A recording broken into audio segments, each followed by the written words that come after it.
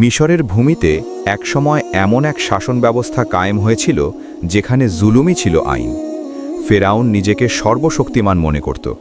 সে জামিনে ফাসাদ ছড়াত, মানুষের ওপর জুলুম করত এবং বনি ইসরায়েলকে দুর্বল মনে করে তাদের উপর চরম নির্যাতন চালাত।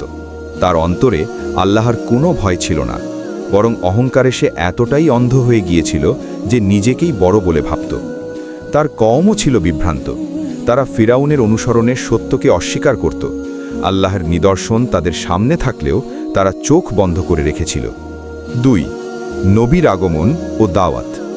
এই অন্ধকার সময়ে আল্লাহ তাআলা হযরত মুসা আলাইহিস সালামকে নবী করে পাঠালেন। তাকে আদেশ দেওয়া হলো ফিরাউনের কাছে গিয়ে সত্যের আহ্বান পৌঁছে দিতে, তাকে জুলুম থেকে বিরত করতে এবং এক আল্লাহর ইবাদতের দিকে ডাকতে।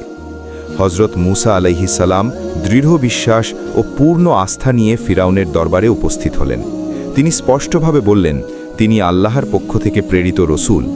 তিনি ফিরাউন ও তার কওমকে সতর্ক করলেন, আল্লাহর নাফরমানি পরিত্যাগ করো এবং অত্যাচার বন্ধ করো। 3. অহংকার ও অস্বীকার। ফিরাউন এই দাওয়াত গ্রহণ করল না, বরং সে হযরত মুসা আলাইহিস সালামের কথাকে তুচ্ছ করল এবং উপহাস করল।